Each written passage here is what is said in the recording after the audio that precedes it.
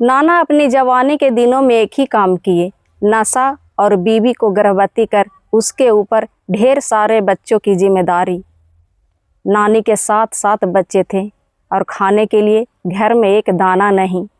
नमस्कार, स्वागत है आपका जूझता मन पर और मैं नागवंती चौहान फिर से एक नई घटना के साथ उपस्थित हूँ, जिसका शीर्षक है मेरी नानी की बेटियाँ। आज मैं आपको लेकर चलने वाली हूँ उस नानी के पास जिन्हें परिस्थितियाँ कभी हरा नहीं पाई थी, परंतु उनकी खुद की संतानों की निष्ठुरता ने उन्हें मौत के आगे घुटने टेकने पर मजबूर कर दिए। यह कहानी मेरी नानी की है। मेरी नानी एक अच्छे घराने से थी। उनका मायका गांव के बड़े लोगों में गिने जाते थे और मेरी नानी एक खूबसूरत चंचल लड़की जो आत्मविश्वास से भरा हुआ और जीवन की संघर्षों से बेखबर अपने आप में मस्त थी। नानी के पिता अपने से भी बढ़कर नानी के लिए रिश्ता ढूंढे थे। जो लड़का 50 एकड़ जमीन का इकलौता वारिस था, परंतु नाना उन फलों में से निकले जो बाहर से ठीक और अंदर से एकदम सड़ा हुआ। नाना एक निकम्मा और नशेड़ी थे जो अपने दोस्तों के साथ मिलकर अपना सारा धन शराब और गांजे के धुएं में उड़ा डाले। नाना अपनी जवानी के दिनों में एक ही काम किए, नशा और बीवी को गर्भवती कर उसके ऊपर ढेर सारे बच्चों की जिम्मेदारी। नानी के 7 बच्चे थे और खाने के लिए घर में एक दाना नहीं। नानी रात दिन एक ही बात सोचती, बच्चों को कैसे पाले। बच्चों को लेकर मायके में पड़े रहना भी उन्हें मुनासिब नहीं लगा। नानी को लगता कि उन्हें कुछ काम करना चाहिए, परंतु समाज के कुछ विषैले जुबान थे जो नानी के कानों में विष घोलने के लिए बाहर ही बेसब्री से खड़े थे, क्योंकि आज भी नानी के ऊपर वो रईसी का मुहर लगा हुआ था जो उन्हें ससुराल की ओर से विरासत में मिली थी, जो बस अब दिखावे के रह गए थे, जिसके नीचे भूख और दुख के सिवाय कुछ नहीं बचा था। फिर भी नानी दुनिया की परवाह किए बगैर काम के लिए घर से बाहर निकलती है।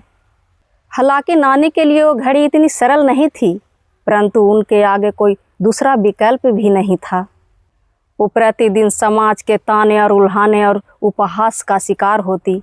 कोई कहता धन देखकर बौराने वालों का यही हाल होता है, फिर कोई तरस भी खाता। कहता बताओ, आज से पहले इसके पैर के कोई अंगूठे तक नहीं देखे थे और आज नंगे सर धूप में काम करती है। सब किस्मत का खेल है। नानी अब खेतों में काम करने लगी थी, परंतु थोड़ी सी मजदूरी से बच्चों का खाना भी 2 वक्त का ढंग से नहीं हो पाता। फिर नानी हाट जाकर सब्जियां बेचने लगी। फिर भी नानी को लगा कि इससे भी ज़्यादा कुछ नहीं हो पा रहा है, क्योंकि बच्चे भी बढ़ रहे थे और उनके साथ खर्चे भी। फिर एक दिन नानी अपनी एक बेटी को लेकर शहर की ओर चल पड़ी, जो मात्र 12 से 13 साल की रही होगी, जिसे परिस्थितियां ने समय से पहले ही बड़ी कर चुकी थी। वो बिल्कुल अपनी माँ की तरह समझदार और निडर थी। नानी शहर जाकर थोक सब्जियां और फलें लाकर मंडियों में देने लगी और खुद भी बेचती। दिन भर नानी काम करती और रातों में स्टेशनों या दुकानों के बाहर सो जाती। नानी की इन संघर्षों की साक्षी मात्र उनकी छोटी सी बेटी थी, जो अपनी माँ की इन हालातों से जूझते हुए बड़े करीब से देखा था। वो छोटी लड़की कोई और नहीं बल्कि मेरी माँ थी। इस तरह नानी के महीने साल सब इधर ही गुजरने लगे।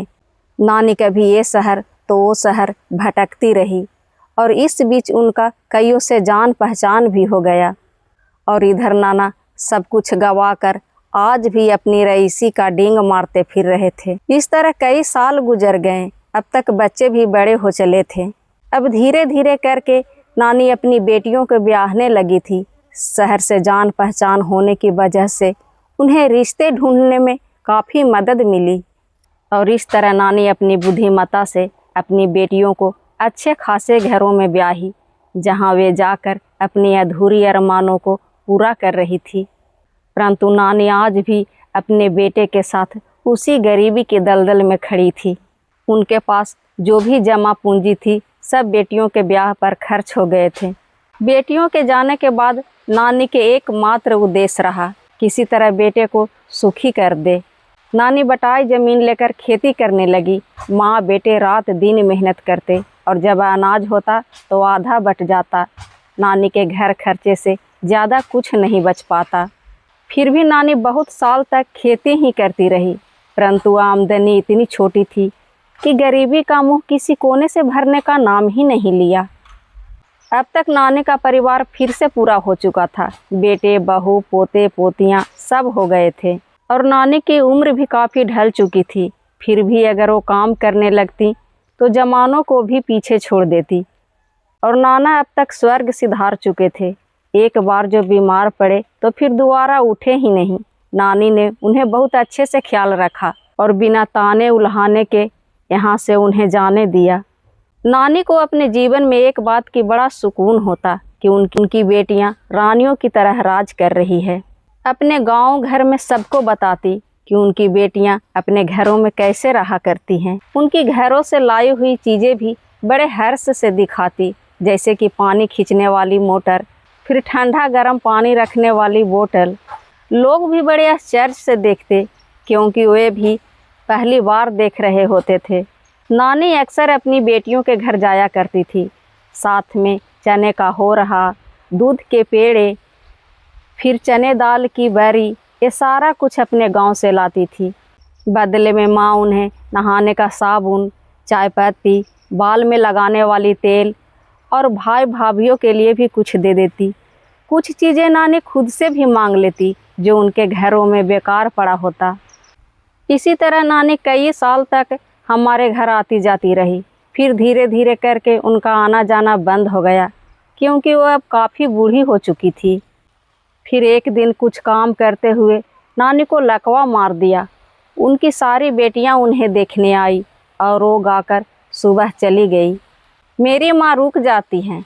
उन्हें लगता है कि नानी तो बस 10 दिन की मेहमान है, फिर बीच में छोड़कर क्यों जाना, क्योंकि उनकी हालत बहुत ज़्यादा खराब थी।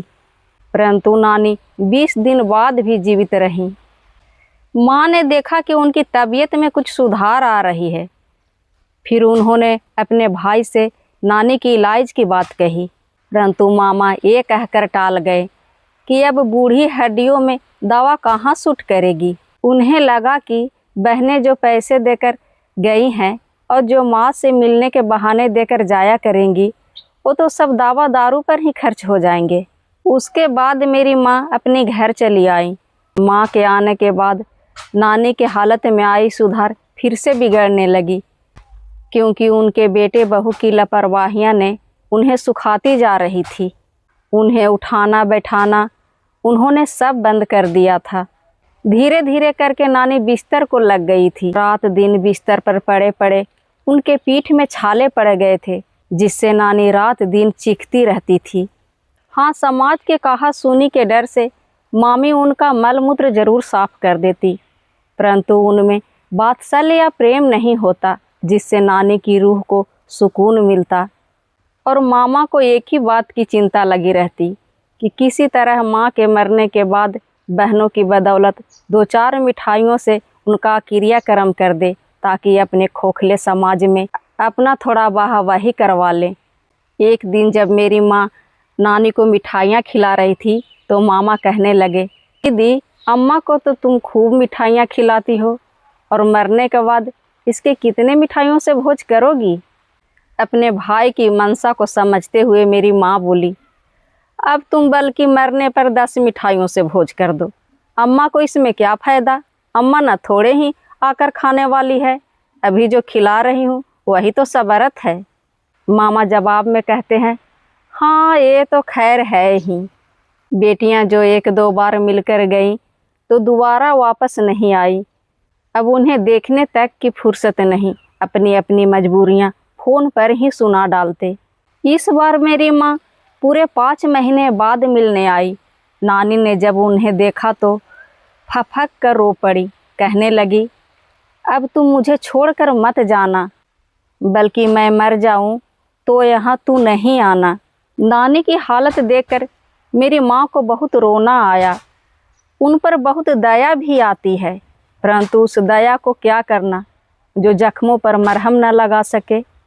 माँ उनके बारे में बहुत सोचती है।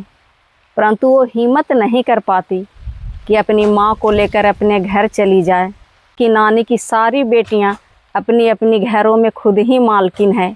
अब तो उनके सास ससुर भी नहीं हैं जो उन्हें रोकते टोकते। नानी को अपनी बेटियों पर बड़ा नाज हुआ करता था।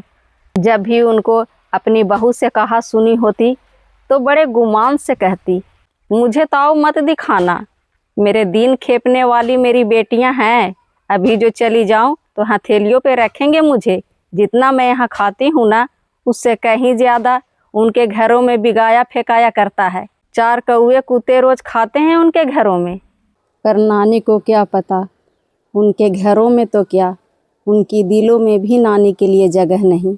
नानी बार बार अपने उन बीते दिनों की दुहाइयाँ देती है कि कैसे वो मर्दों की तरह कमा कर उन्हें पाला है। परंतु नानी की वो कहानी तो पुरानी हो गई, फिर कोई क्यों सुनता नानी को। कुछ दिन रहने के पश्चात माँ फिर से वापस चली आई और नानी फिर से अपने जख्मों के साथ अकेली रह गई। उनके पीठ के छालों से इतना उन्हें जलन होता कि वो चीखते हुए कहती, हटाओ मेरे पीठ के नीचे से आग। उन्हें लगता कि उनके पीठ के नीचे कोई आग जलाकर रख दिया है। बार बार नानी मौत से मौत की भीख मांगती है, परंतु मृत्यु को भी दया नहीं आती। पता न वो भी कौन से बहाने बनाए सोई पड़ी है। बेटे बहू तो शुरू से ही बदनाम हैं, परंतु बेटियां तो बड़े उदार दिलों की होती हैं ना, अपनी माँ की दुखों को करीब से समझती। तो फिर कहाँ गया वो दिल जिसकी लोग मिसालें दिया करते हैं। मैं सोचती हूँ और बार बार सोचती हूँ कि उनकी संतानों को रातों में नींद कैसे आती है, जिनकी माँ एक पल की चैन में नहीं। जब ये सारी बातें मुझे पता चली तो मैं बेचैन हो उठी। हालांकि मामी से मुझे फ़ोन पर बातें होती थी, परंतु मामी ने कभी ये सब मुझे नहीं बताया। शुरू के दिनों में मैं भी नानी को मिलने गई थी, परंतु इतनी बुरी हालत नहीं थी उनकी। मैं अपनी सारी मजबूरियों को एक तरफ रखते हुए फैसला की कि नानी को अपने पास रख लूँगी। मैं माँ को फ़ोन मिलाया और उनसे कहा, नानी को किसी तरह मेरे पास लाकर छोड़ जाएं, बस इतना आसान कर दें। परंतु ये बात जैसे ही मेरे घर वालों और मायके वालों को पता चली तो मुझ पर गुस्सा करने लगे। उनका कहना था कि मैं उन्हें नहीं संभाल पाऊँगी, मेरी तबीयत खुद ही खराब रहती है। अगर जो उनके साथ रातों में जागना पड़ा तो मेरी तबीयत और भी बिगड़ेगी। मुझे उन पर गुस्सा आता है। मैं सोचती हूँ वे तो ठीक हैं, फिर क्यों नहीं ले आते नानी को। फिर क्या था, मेरी बीमारी भी बहाना बनकर उनकी मजबूरियों में जाकर शामिल हो गई। मेरे सेहत तो बच गए, रातों की नींदें भी बच गई, परंतु मेरा चैन उड़ गया।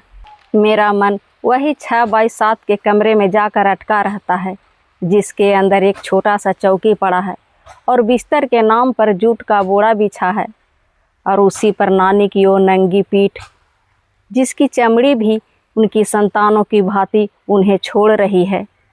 और उस दर्द से नानी की दर्दनाक चीखें जो सिर्फ कमरे के दीवारों से टकरा कर रह जाती है, उनकी बेटियों के दिलों तक नहीं पहुंच पाती।